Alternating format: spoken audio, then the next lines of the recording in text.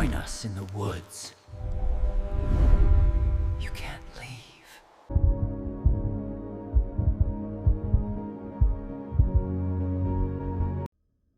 Hey everyone, welcome back to Sinister Tales.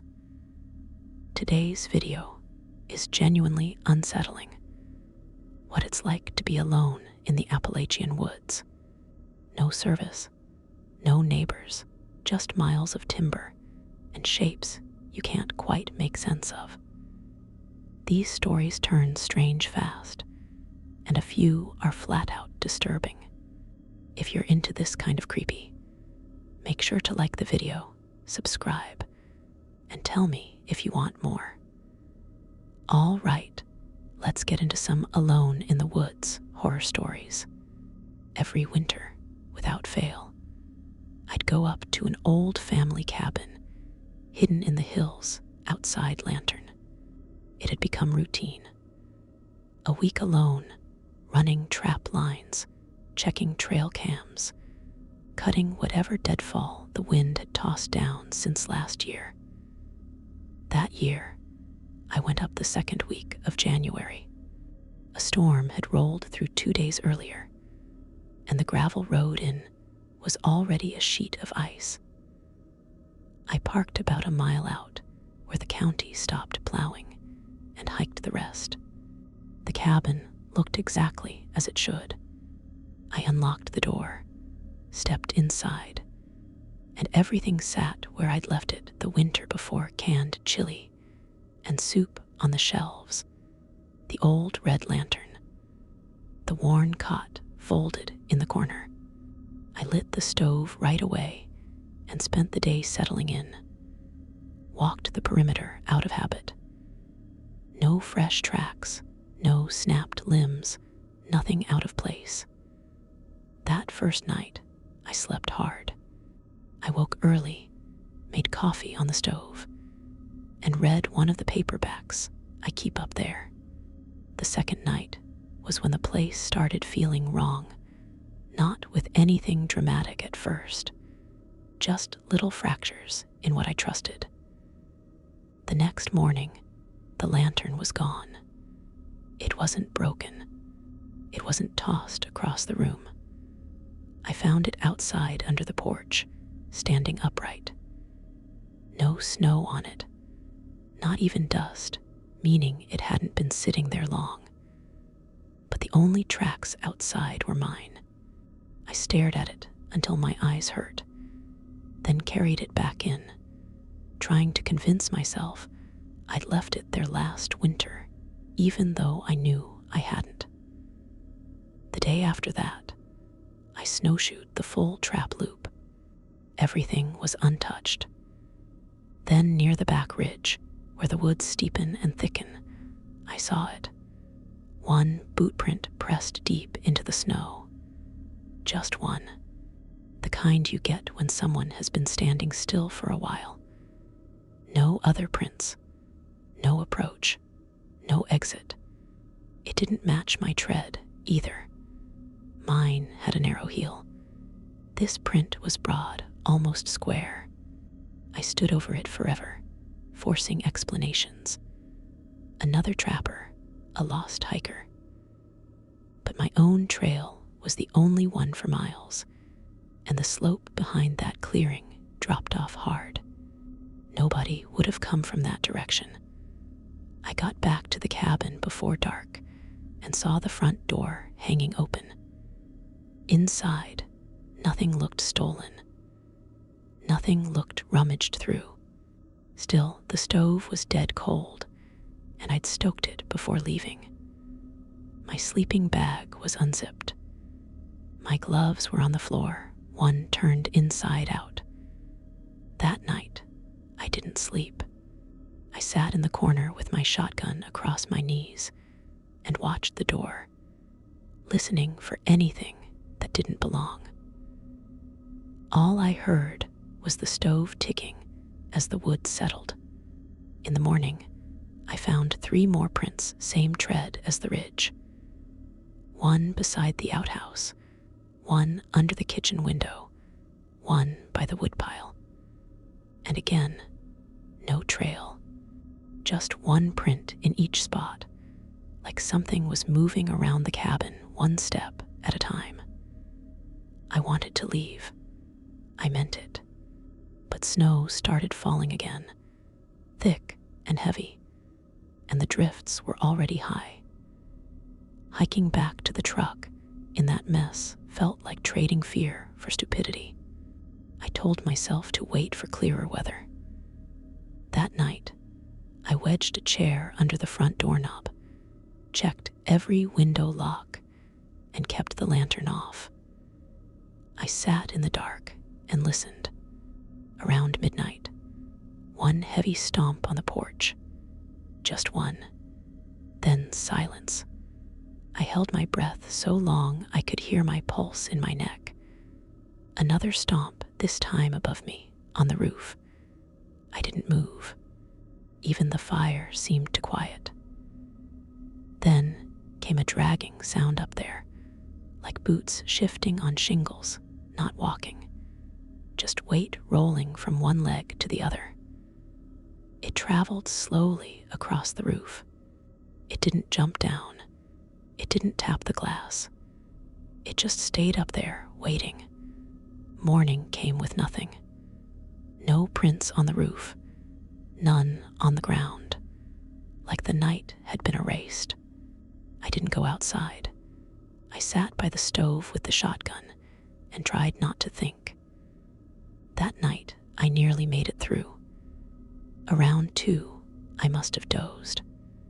I woke to a low fire and a dim room. Then 3 knocks. Not at the front door. At the back door, the one I never used, the one I'd practically forgotten existed. No lock, just a rusted latch. I didn't answer. I didn't move. I stood slowly and backed into the far corner, raising the shotgun. 3 more knocks. Calm, even, almost polite. Then nothing. I stayed standing until thin daylight slid through the wall slats. When I finally opened that back door, the snow was perfect, no footprints anywhere. I packed what I could carry and left the rest. Never went back. I sold the land to a logging outfit and didn't even return for my tools. Now I keep my curtains drawn. Always, day or night. I took a short-term job with a conservation group monitoring long-term forest health in a remote part of eastern Kentucky. I just wrapped a contract, wasn't ready to commit to anything else, and a couple quiet weeks in the woods sounded like a reset. The group rented a small cabin off an old access road basic. No signal, no internet, but warm enough to keep you alive at night. 3 of us were assigned, me, and 2 field techs from Tennessee, Jeremy and Mason. Good, experienced guys. The first 2 weeks went fine, but winter showed up early. By early November, we were waking to frost on the inside of the windows. Everything took twice as long. Gear work with gloves on was misery. By week 3, both Jeremy and Mason got sick. Mason could barely talk without coughing up phlegm. Jeremy ran a fever so hot he shivered nonstop. They figured it was the flu.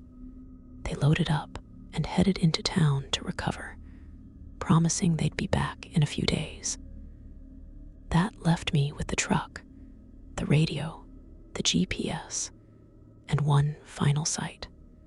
I told them I'd handle it, one last solo run, then I'd pack up and head out too. I'd already planned the route and set the coordinates. Sitting in the cabin for 2 days sounded worse than walking. Not that the radio mattered much out there. It barely reached past a couple ridges, and my phone hadn't had service since we crossed the county line. I left just after sunrise. The air had that sharp edge that stings your lungs. The truck got me to the gate. After that, it was 4 miles on foot, up deer trails, through overgrown hollows, across old fire breaks that were mostly mud and leaf rot. No signs. I flagged my route with tape. There was maybe an inch of snow, not deep, but enough to soften the ground and swallow sound. I couldn't hear much besides my own movement. No birds, nothing. By mid-morning, I reached a marker we'd logged earlier. A split oak at the base of a slope, like lightning had torn it decades ago. The GPS said the site was a few hundred feet away. The sky had gone flat, dead gray, and cold was working its way into my hands through 2 layers of gloves. I found the spot, unpacked the sensor, and started digging. The dirt was half frozen and fought me. That's when I noticed the snow. At first it looked like faint curves, shallow lines, like something had moved through the clearing without walking straight. Concentric arcs, too smooth and too even. They spiraled inward, maybe 10 feet wide, circling toward the exact spot where I'd been kneeling. I stood there trying to make it make sense. Wind, runoff, but the rest of the snow lay untouched. The air was still. I forced myself to finish the install, stake, tape, photo, reading, just work. When I stood, I realized how cold I'd gotten. Sweat dampened my outer layer, and the air bit through it like fabric wasn't even there, cold that sinks into your chest and stays. I turned to head back. That should have been the end of it. Past a dense patch of mountain laurel, I saw a flash of yellow through the tree's pale, almost bleached, like a jacket. It vanished as quickly as it appeared. I don't know why I followed. Part of me thought someone might be lost, hunter-hiker. Rare out there, but possible. The second I stepped beyond the laurel, the air changed. Heavier, pressing. Snow lay thicker on branches and ground. I reached the spot where I'd seen the yellow. Nothing. No jacket. No tracks. I turned to go back. That's when the voice spoke, low and cracked, like branches snapping underwater. Not a shout. Just a short sentence, close, and somehow coming from everywhere at once. Come closer now. I froze, eyes raking the trees, waiting for a person to step out. Nothing moved. I told myself it was wood shifting in the cold, something falling. But even as I thought it, I didn't believe it. The voice came again, louder. Come closer now. My legs backed down the slope before my brain caught up. Fast, careful. My boots slipped in the snow. I looked for my flagging tape. It was gone. Not torn, not buried, just gone. I checked the GPS. Blank screen spinning, searching, nothing. I tried the radio, static. I kept moving. Then I passed the split oak again. At least I thought I did. It looked like the same tree, but the trunk was wider, and the break at the top was too clean, like a saw cut. Fresh sawdust sat on top of the snow at the base. My earlier footprints were gone too, not drifted over gone. I turned slowly, heart pounding into my throat. The woods were silent in a way that didn't feel natural. Under it all, a faint electric hum seemed to live in the air. I told myself to walk west. Keep walking, hit the service road eventually. I walked for what felt like an hour. Then I found a clearing with something square in the middle. At first, I thought it was a shed with snow on the roof, but it wasn't a building. It was a careful stack of logs, bound at the corners with vines like someone had built it on purpose. And in the center, barely visible under the snow, yellow, the same jacket. I stopped. My chest tightened. My hands shook. Then I noticed movement beneath the logs, just a subtle shift, like slow breathing. I backed up hard. My boot struck rock. I went down. The sound didn't behave like a normal fall.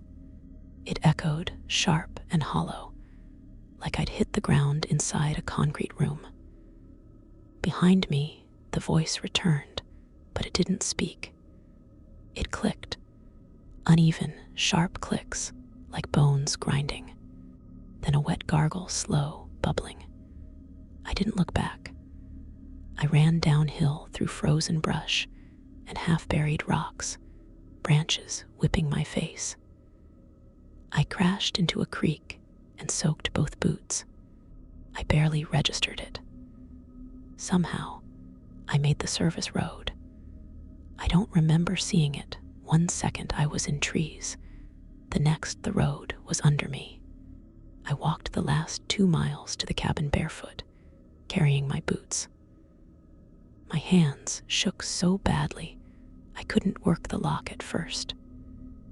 I leaned against the wall until my head cleared enough to try again. I never told anyone what really happened. They assumed I got turned around, maybe fell. Jeremy and Mason were already gone when I packed up that night. I drove straight back to Ohio. No stops. That was 4 years ago. I haven't hiked alone since. I don't even like wooded parks anymore. The first snow came late that year. I remember because I'd already been living in a small cabin for almost 3 weeks when it finally showed. The job was a visual study of winter animal behavior in the Blue Ridge area. I expected quiet, routine work. I hauled in camera gear, batteries, food, instant noodles, extra firewood, and a shortwave radio, just in case. The cabin sat about 6 miles from the nearest paved road. I parked at a gravel pull-off, barely big enough to turn around, loaded everything onto a sled, and dragged it through the woods. I planned to stay until I filled at least 3 memory cards. The first week went exactly as predicted. Deer herds, a couple red fox sightings, useful, not exciting. Nights were colder than I'd planned for, especially around 2 or 3 a.m., when the fire burned low and I'd wake with my nose freezing. I didn't mind. I've always liked winter stillness when I'm alone. By the second week, that stillness changed. It started with ordinary sounds at the wrong times, branches snapping, ice settling, except they began repeating in patterns. The same cracks from the same direction at the same times. Once around 9, again just before midnight. After enough nights, coincidence stopped feeling convincing. I began scribbling notes in my field book, times, directions. 3 nights before the snow, I woke around 3 a.m. with the certainty that something was wrong. Not from a dream, not from a sound, just a full-body alarm paired with a silence so complete it felt like pressure. No wind, no creak of the cabin, no stove hum cooling down, just a vacuum. I pulled on my coat and went to the front window, expecting fog or an animal in the clearing. Instead, I saw footprints, bare feet, no shoes, no boots, no drag marks, a single line of human prints coming out of the trees, and stopping beside the cabin where I stacked firewood. The frost on the ground was fresh. I'd watched it form before bed, and these prints had been made after. The ice crystals bent inward, catching moonlight. They were long and narrow, wrong somehow. Not child, not adult, not any body I could picture. I yanked on my boots without lacing them, grabbed my flashlight, and stepped outside before I'd fully thought it through. The cold hit hard, but the air was dead calm. My breath rose straight up. The prints were perfect. I followed them to the woodpile. They ended there. No turn, no smear, no sign of shifting weight, no melt from warmth. Just stop. I shone my light into the trees and waited. Behind the cabin, footsteps crunched softly, one step, then another, careful and measured. I didn't wait for a third. I hurried inside, through the bolts, latched the windows, and sat on the cot, gripping the flashlight like it could protect me. I didn't sleep. At dawn, I stepped out expecting to see my own tracks at least. There was nothing. The frost had reformed smooth and pale. No marks. Not mine. Not the bare prints like the ground had never been touched. 2 days later, snow finally came mid-morning and relentless, thick and steady, sealing the clearing and muting the world. I stayed in, melted snow for water, rationed food, tried to edit old footage just to keep my mind from spinning. That night, just after midnight, I heard a voice.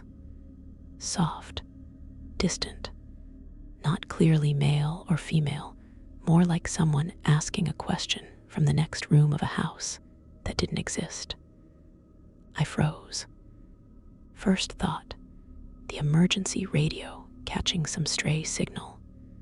I checked it. Still unplugged, still off. The voice came again from outside the back wall. What do they call it when you stop being real? It didn't echo. It didn't drift. It sounded placed, like the sentence had been set carefully behind the boards. I sat there for nearly an hour before I forced myself to look outside. The snow had stopped. The tree line was calm. Then I looked down. Bare footprints circled the cabin in one clean loop and stopped under the back window, facing in. I backed away, sat on the floor, and waited for daylight like it was the only thing left that couldn't lie. Morning came, and the snow was perfect, no dents, no path, like someone had wiped the world clean overnight. I told myself to leave. I started packing, but my hands moved sluggishly, like I was waiting.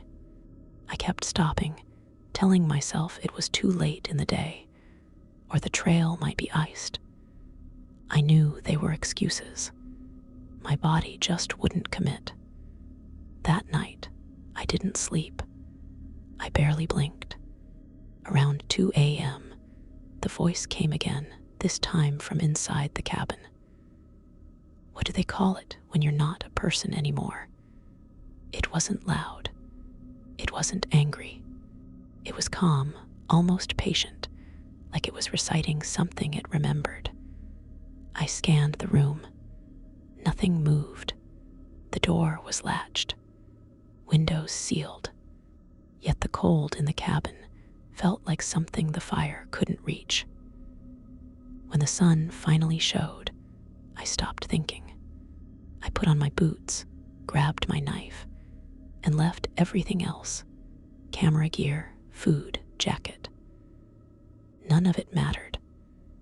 I walked straight out through brush and snow for 6 miles without using the trail. I didn't look back at the cabin once. When I reached my truck, I sat there gripping the steering wheel for a long time. I never went back.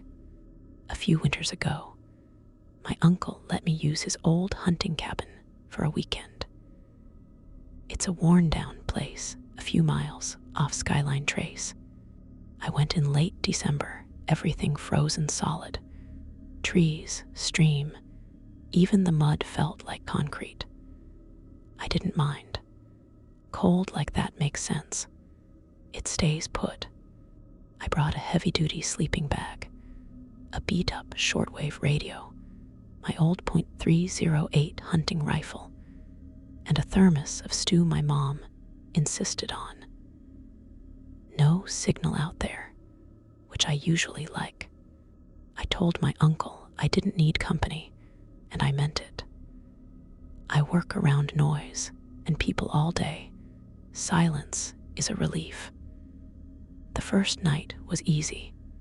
I walked a couple game trails, reset an old trap for something to do. The woods felt dead, not ominous, just still.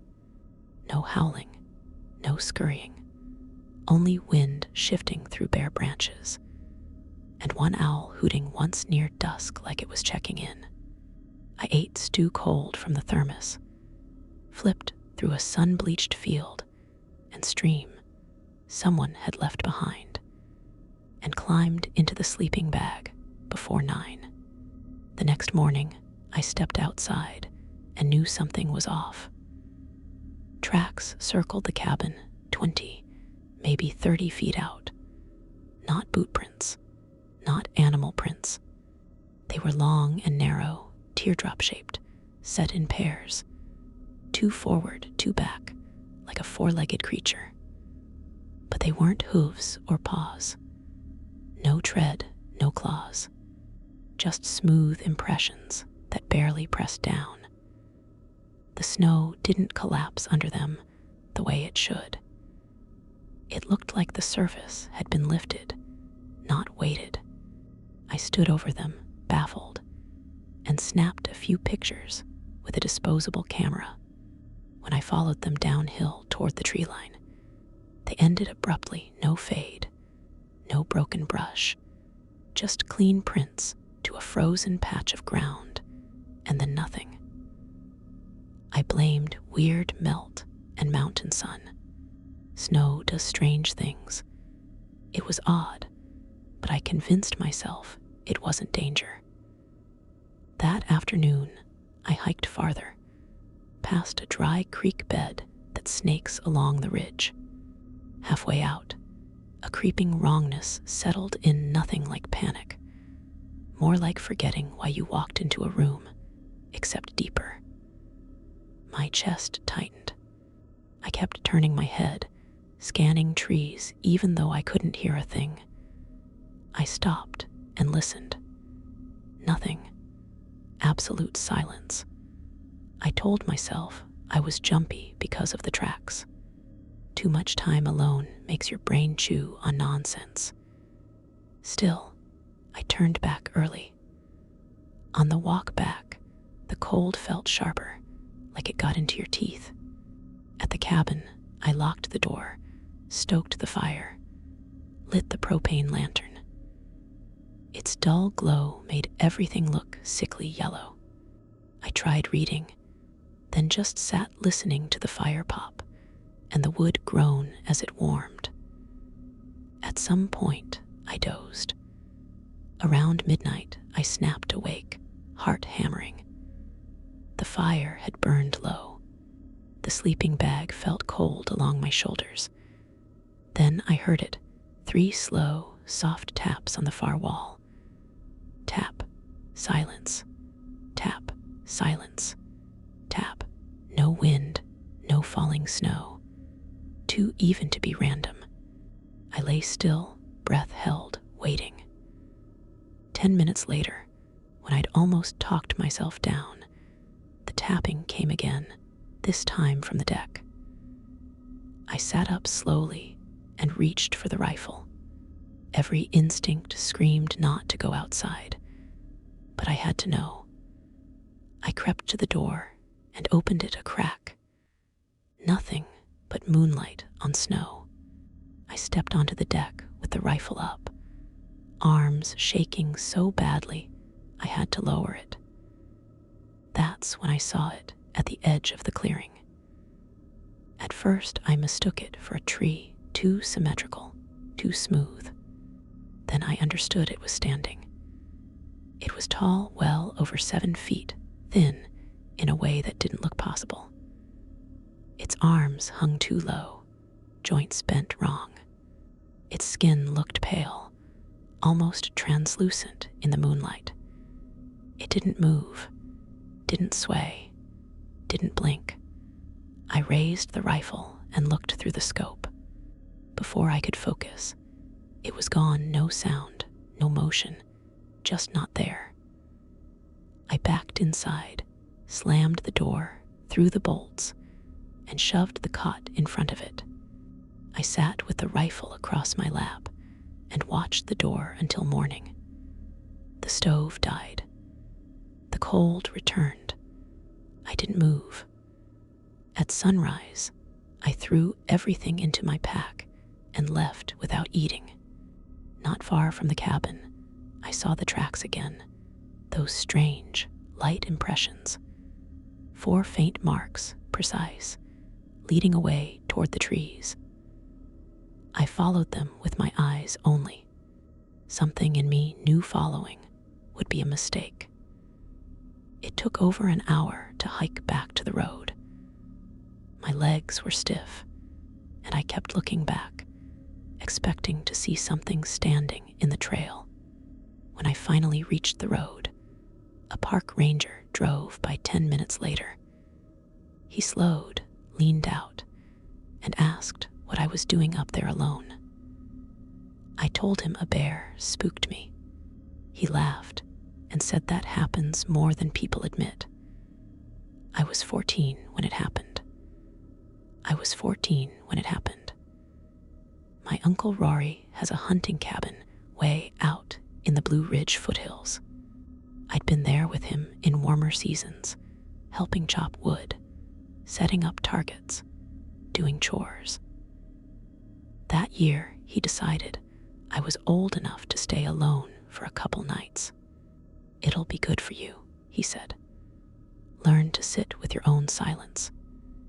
He dropped me off Friday around noon under a flat gray sky that was already spitting flurries.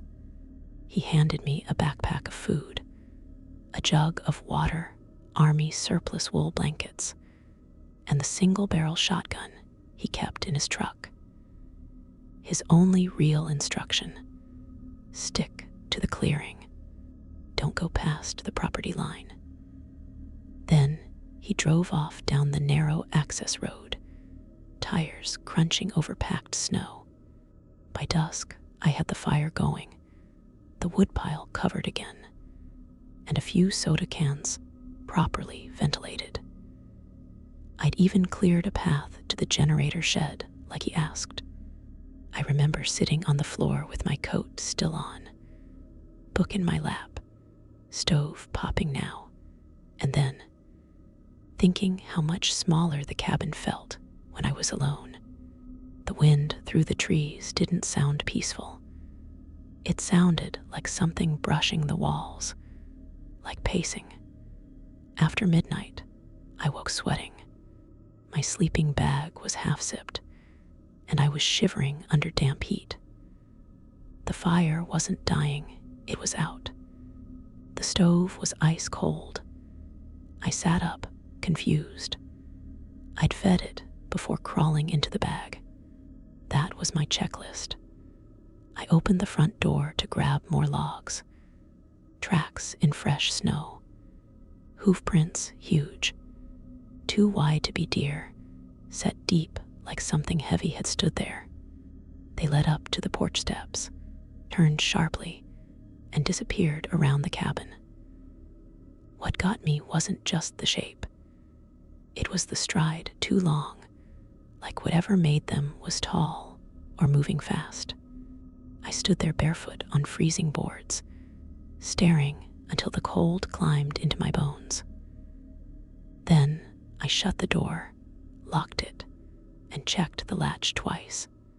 In the morning, I tried to pretend it was nothing, moose, elk, anything, even though I knew better. I stayed close to the cabin, splitting wood and hauling it inside in small trips, as if moving back and forth could keep the fear from settling. I didn't eat much, half-warmed soup and jerky that felt like chewing bark. By late afternoon, snow came down heavy. I decided to check the shed before it got too deep. I wasn't planning to run the generator, but Rory would ask. He always did. The shed door was open. The padlock still hung from the latch open, swinging gently like someone had just flicked it. Inside, one gas can was missing. A greasy shop rag I'd used was on the floor, but it looked wrong, wet with something thicker than oil, black and glossy, stuck to the boards like syrup. I didn't even close the shed. I walked back with the shotgun hanging in my hand, feeling both too light and too heavy. That night, the wind came hard. It howled through the pines and slammed into the walls like it had hands. I kept the stove burning hotter than it needed to, partly for warmth, mostly for company. I lay in the sleeping bag with the shotgun across my chest. After 1 a.m., something stepped onto the porch. Slow, one heavy step at a time. The boards groaned, then settled. Too much weight for a raccoon or fox. I stared at the ceiling, not blinking, hands clenched so tight I could feel my pulse in my palms. Then it stopped. No scratching, no knock, just waiting. I don't know when I fell asleep. I woke at first light, sore, wrapped in blankets like armor. Outside, more hoofprints circling the cabin once, then again. One trail led straight to my bedroom window and ended there. I didn't go outside at all that day. I sat by the stove and fed it log after log until the cabin felt like a sauna. I tried to read, but my eyes kept drifting to the windows. Snow kept falling. Near dusk, the sky turned that strange orange you only see before a hard freeze. That's when I saw it at the tree line, maybe 100 feet out, half hidden behind a trunk. At first, I thought it was a man. Skin pale gray, too pale. I thought maybe he was lost or hurt. Then I saw the shape. Shoulders sloped like they were collapsing inward. Head too low. Not standing upright so much as crouched, but not hiding, more like preparing to move. And the limbs too long.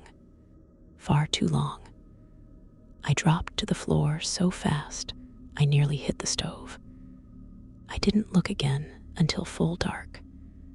That was the night the generator started. A low, steady buzz that vibrated the floorboards, unmistakable. Except the gas can was still missing, and I hadn't touched the switch. I grabbed the shotgun, took a breath, and cracked the back door open.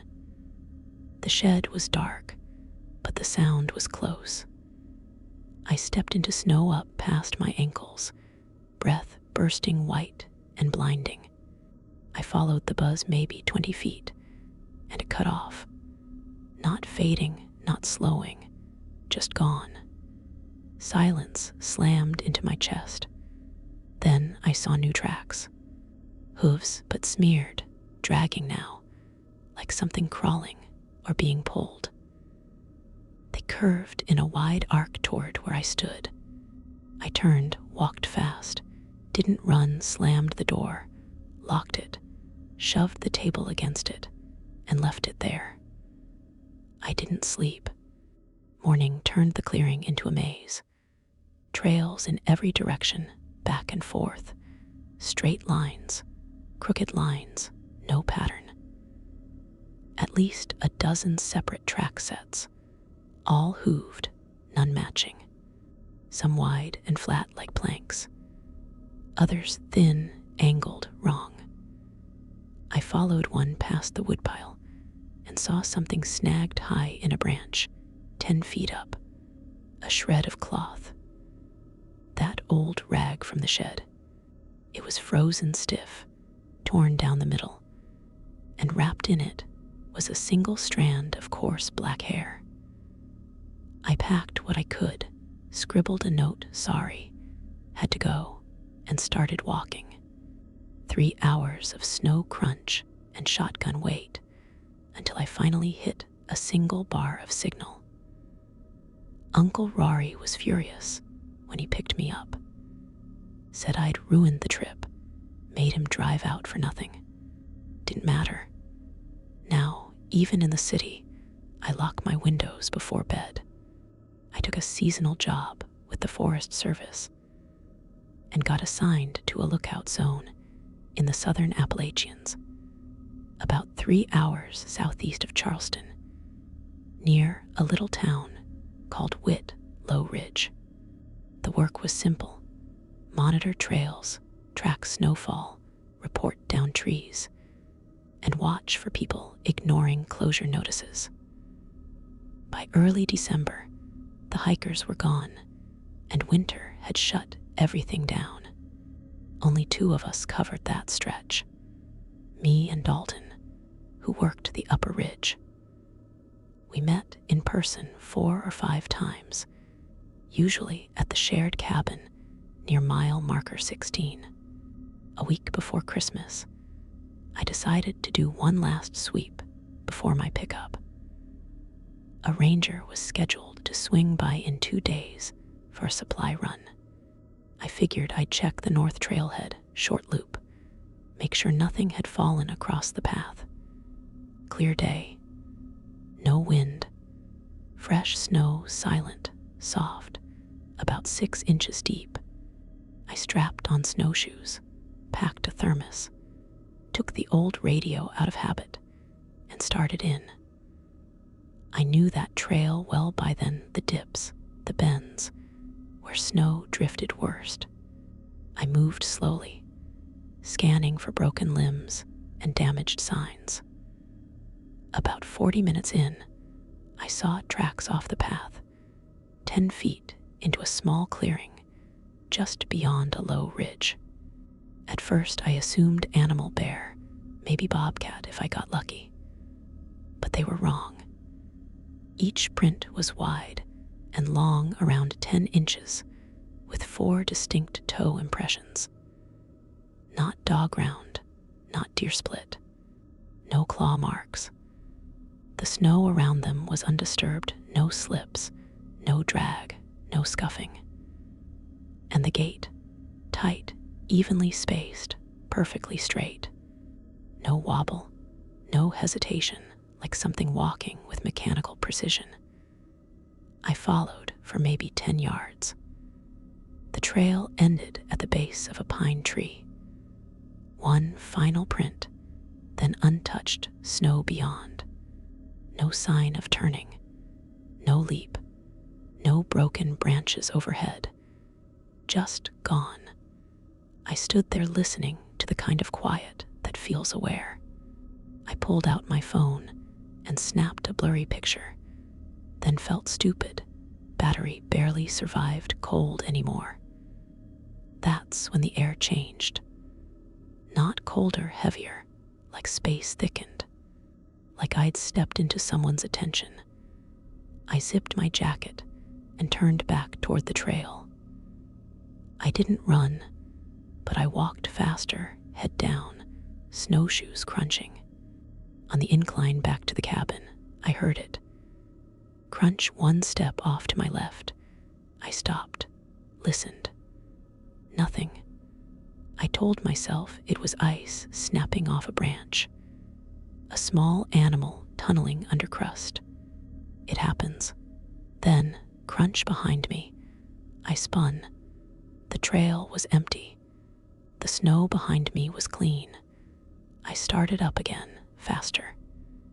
The cabin roof appeared between trees.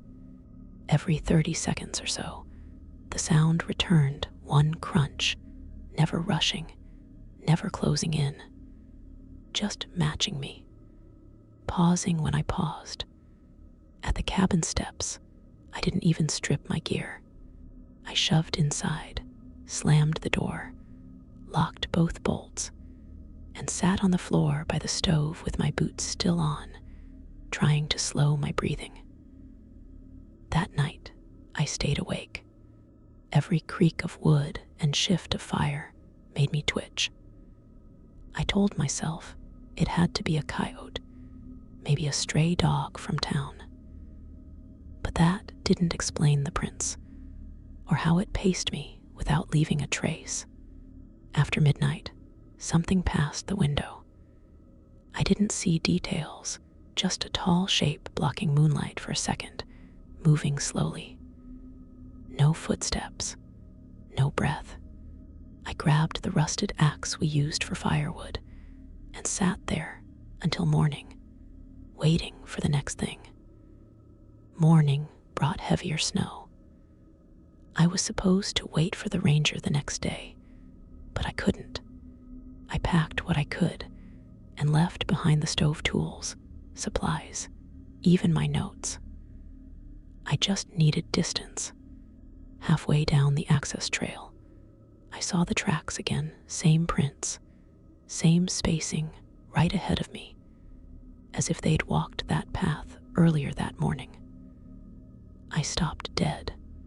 Beside them was a second set, identical, perfectly parallel, no overlap, no weaving.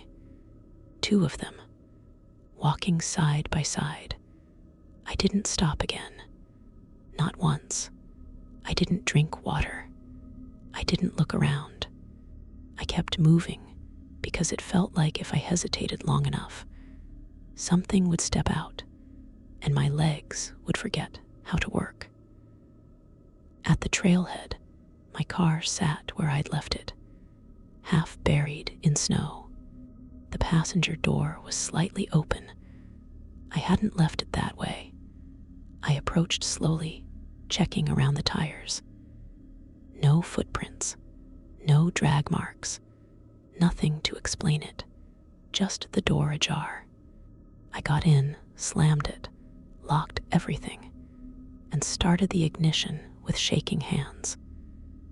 I didn't brush the windshield, didn't check the back seat. I just drove straight into Whit Low Ridge. At the station, I said I'd twisted my ankle and couldn't finish the route. That winter rewired something in me. I don't hike alone anymore. I was 33 when I agreed to take the post. The forestry office was offering short contracts for winter observers, 10-day stints at remote fire cabins, meant for people between jobs who could handle silence. My cabin sat in the Bell Ridge Highlands, about 2 miles from where the snowmobile dropped me. They handed me a binder of procedures, a pack of supplies, and wished me luck. The hike in wasn't hard, just cold. Everything creaked underfoot. Trees leaned over the trail like they wanted to close it behind me. The cabin sat on the ridge above the valley, like it had always been part of the rock. Metal roof, leaning porch. A narrow stovepipe warped from snow load, but still holding. Solar panels powered the essentials, including the radio, and part of my job was keeping them clear. Every morning, instant coffee, snow broom, short walk to brush off the panels. Every evening, shortwave check-in. Status green, no changes. That was the job. The first 3 days were quiet. I read most of the emergency manual, took notes, slept more than I expected. Isolation hadn't started clawing yet. Day 4, I noticed a mark near the base of a fir just below the tree line, a patch of crust broken like someone had pressed a heel into it. Not a full print, just the back curve. I told myself it was a pinecone or a melt pattern. I brushed snow over it. That night, I locked the cabin door without thinking. My hand did it on its own. Next morning, there were more impressions, not a trail. Just oddly spaced prints coming from the tree line and stopping at the clearing's edge. Deep, toe-heavy, with no sense to them. Too far apart for something cautious. Too erratic for something running. It looked like someone trying not to leave a readable track without caring whether they were seen. I stood there staring for a long time. The strangest part was how the prints didn't lead anywhere. They wandered, then stopped. I didn't report it. I didn't want to sound jumpy on the radio. That night, in the bunk, I listened. Around 1 or 2 a.m., I heard 2 hard knocks from down the slope. Then nothing. Hours later, the same, 2 knocks. Not rhythmic, not accidental, deliberate, like knuckles on old wood. By day 7, I wasn't really sleeping minutes at a time, never deep. I startled at the stove, at my own breath, at my boots on snow. That morning, when I opened the door to do the panel sweep, something lay in the middle of the path. A strip of bark curled into a perfect loop, like it had been peeled in one clean motion. No wind overnight, no disturbed snow. It felt placed. I walked the cabin perimeter twice with the axe. Nothing moved. The woods were dead quiet, no birds, no creaking branches, just a dry, pressing stillness. That evening, I skipped the radio call. I turned the volume down and sat with the mic in my lap, unable to make myself speak. That night, the knocks came closer. The first landed maybe 20 feet from the porch, sharp, definite. I stood up, axe in hand, listening. Then a new sound, a long scrape, like nails dragging slowly across the front steps. I didn't go to the window. I didn't move. I just stood by the door, holding my breath until morning. Day 8, the radio was dead. No light, no hum. Outside, the panels were fine. Power was flowing. Everything else worked, just not the radio. Behind the cabin, the prints had returned, deep toe marks again. And now, they circled the building in a perfect ring. I followed the circle out toward the trees until it ended behind a boulder. No drag, no return trail, just stopped, as if whatever made them had lifted into the air or vanished. I looked up, clear sky, no branches overhead. I went back inside and locked the door. That night was worse because nothing happened, no knocks. No scrape, only a silence that felt loaded, like the forest was waiting for a cue. I shut the stove off and sat on the floor in my coat, axe across my lap, watching the windows frost over.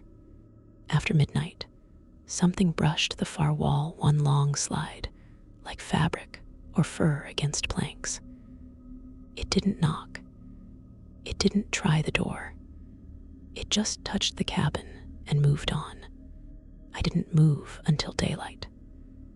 Day 9, the prints were gone. In their place were tufts of pale, matted fur caught in porch corners and wedged into slats, too fine, too stringy. White, twisted, frozen in clumps like wet yarn. I lit the stove mostly for noise and kept the axe in my hand. That night, I saw it. I wasn't hunting for it. I was just standing at the window, not sleeping, staring into the trees. The moon was bright enough to light the slope. Something moved tall, too tall to be human. Thin, but not skeletal. Limbs moving like they weren't assembled right. Narrow shoulders, arms too long. No sound from its steps, even on snow. Its head turned slowly, deliberately, like it didn't need urgency. I couldn't see a face, only silhouette, and antlers or horns. Thin, jagged, bent, as if broken and healed wrong. It passed behind a snowdrift and didn't emerge. I stood at that window for hours, frozen. At first light, I packed what I could carry, left the rest, and walked out. I was 28 when it happened. My truck slid off a back road in eastern Kentucky, somewhere outside Red River Gorge. The only sign I'd passed in the last hour was nailed to a leaning fence post. Old Furnace Hollow. Not exactly a tourist destination. I hadn't meant to end up that far out. I'd taken 2 weeks off work to scout quiet winter camping spots. No thrills, just peace. No one begging to come along, which was fine. I needed silence more than company. I dug for 20 minutes with the folding shovel from my emergency kit before admitting the truck wasn't coming out without a tow. And there was no way to call one, so I wrote a note and left it on the dashboard. Truck stuck, walking for help. Name S. Eli, please don't tow. Then I started walking back the way I'd come, a little after 3 p.m. Winter darkness comes fast in those hills. I wasn't panicked. I had layers, solid boots, thermal gloves, water, jerky, a flashlight, hand warmers. I could have sheltered if I had to. The cold didn't scare me. But after half an hour, I noticed the stillness. Not quiet, dead quiet. The kind that makes your ears ring. No birds, no wind, no trees creaking, just my boots crunching. And every 10 minutes or so, a distant snap like a stick breaking somewhere I couldn't see. I told myself it was natural, deer, branches shifting under snow. But the rhythm felt wrong. Too slow, too deliberate. By dusk, I realized I wasn't heading the right way. I should have hit the gravel road by then, the one leading back to the gas station, with the faded Pepsi machine out front. Instead, the terrain looked unfamiliar, like I'd drifted too far west, or like I'd looped without noticing. My phone still had no service. The offline map hadn't updated since before the truck went into the ditch. I decided to climb the ridge to my left for a better view. That's when I saw the house. No path to it, no driveway, no tracks. It just sat at the base of a rocky outcrop, slouched into the hillside, an old A-frame with part of the roof caved in, porch barely holding. It looked abandoned until I saw the woodpile, neatly stacked, clean split, fresh. No snow on it. My fingers were going numb. My gloves had stiffened. I didn't want to trespass, but the temperature was dropping fast. I stepped onto the porch and knocked. No answer. I pushed the door open. It wasn't locked.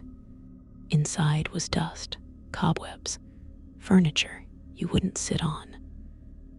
But there was a cast iron stove in the corner, and someone had prepped it. Pine needles and kindling were laid inside like they were waiting for a match. I hesitated, scanning for signs of someone living there. Wrappers, blankets, a smell of smoke, or mildew. There was nothing, just cold wood and stone and silence.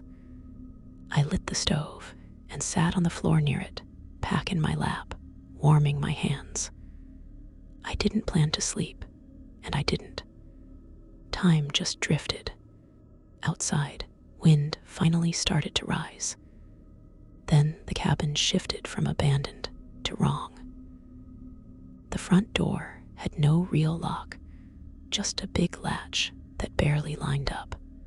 When I shut it earlier, I had to lean into it to get it to catch.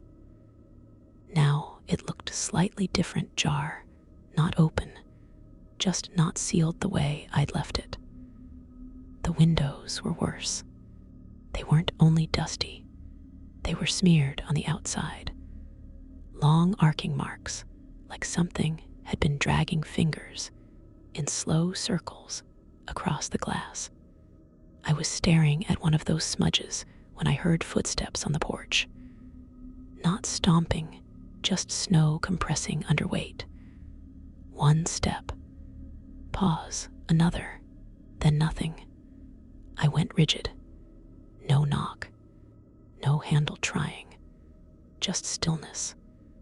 And then faint breathing on the other side of the door. I don't know if it lasted 2 minutes or 20. When I finally stood and cracked the door open with the fire poker raised, there was nothing. No person, no animal, no tracks on the steps, untouched snow. I shut the door, latched it again, and sat back down, trying to build a rational explanation around what I'd heard and what I hadn't seen. That's when I noticed the second door. On the back wall, half hidden behind an old coat rack and a dusty wool blanket. I swear it hadn't stood out before, almost flush with the stone. No handle, just a wooden latch. The latch was open. I stood slowly and aimed my flashlight at it. The frame looked older, hand-carved. The door itself was cracked an inch, revealing only blackness. Then it moved, slow, deliberate, opening a few inches wider. I didn't wait. I grabbed my pack, threw open the front door, and ran into the woods with no plan except distance. I didn't hear anything chasing me. I didn't stop to listen. I ran until cold burned my lungs and my legs shook. Eventually, I hit the road. Near sunrise, a state trooper in a pickup found me. I gave him a cleaned-up version. Truck stuck. Took shelter in an old outbuilding. I left out the rest. I never found that cabin again, not on Google Maps, not on hiking forums. I tried retracing my steps in spring and found nothing. I just finished a seasonal harvest job at a vineyard tucked deep in the Carolina foothills. The work was fine, the pay wasn't, but I needed a change. That morning, I packed the car duffel in the back seat, half-eaten trail mix, dirty boots, and hit the road before noon. A storm was supposed to roll in that evening, and I wanted to stay ahead of it. The first couple hours were normal. Then, somewhere past a gas station that looked closed since the early 90s, my GPS froze. It didn't die. It just stopped mid-direction, flickered, and went blank. No reroute. No signal. Just nothing. So I kept driving, assuming it would reconnect. The road narrowed. Snow thickened. Suddenly, I was on a winding stretch of pavement that felt more like a trail than a road. Trees pressed close on both sides, tall, bare, leaning inward like they were listening. Then the car died. Right after a bend, the engine coughed twice and quit. No lights, no smoke, just silence. I turned the key one soft click. Again, nothing. My phone had 0 bars, not even one. I sat there a full minute staring down the empty road as if it might offer advice. Then I got out, popped the hood, and pretended I knew what I was looking at. I touched the battery cables like that could magically fix it. No luck. I walked up the road with my phone held in the air like a dowsing rod. Still nothing. Just snow, trees, and the growing feeling that I was much farther from help than I'd thought. After 20 minutes of pacing and cursing, headlights appeared around the curve. A pickup rolled up slow and steady. I stepped into the road and waved like my life depended on it. The truck pulled over. The driver lowered the window halfway. Mid-40s, rough, flannel coat, dark beanie, scruffy face, expression flat like he was permanently unimpressed. He said his name was Burl.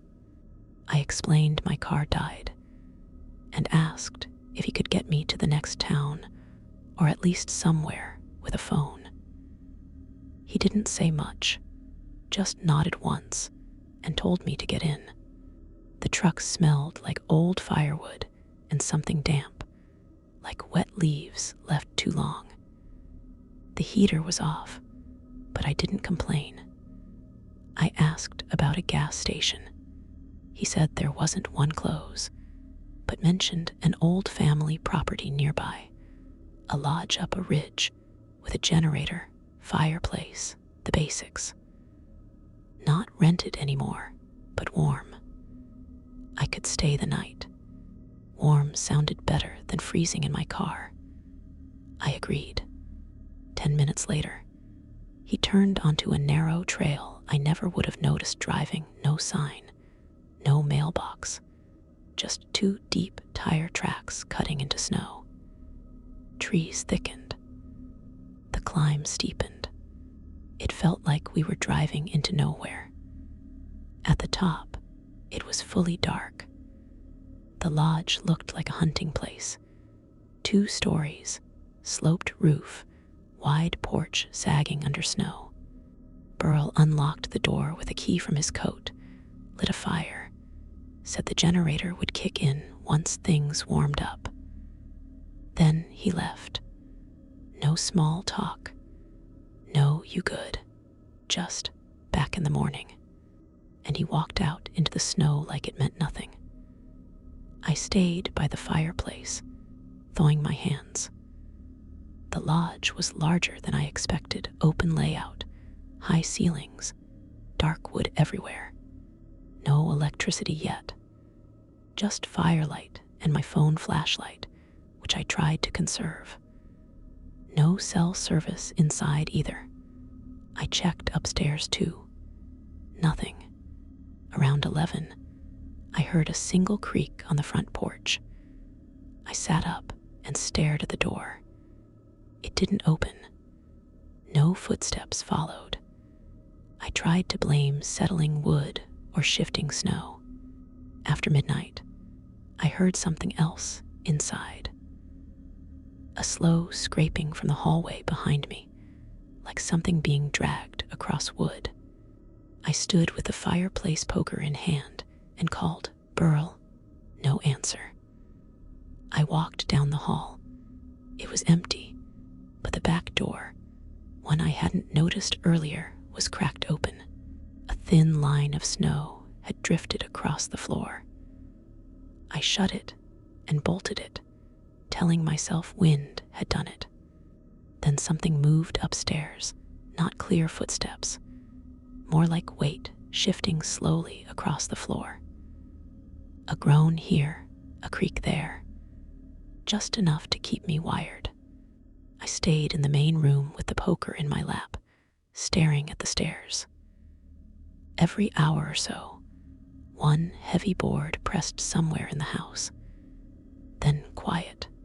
I didn't sleep. Morning came. The snow had stopped.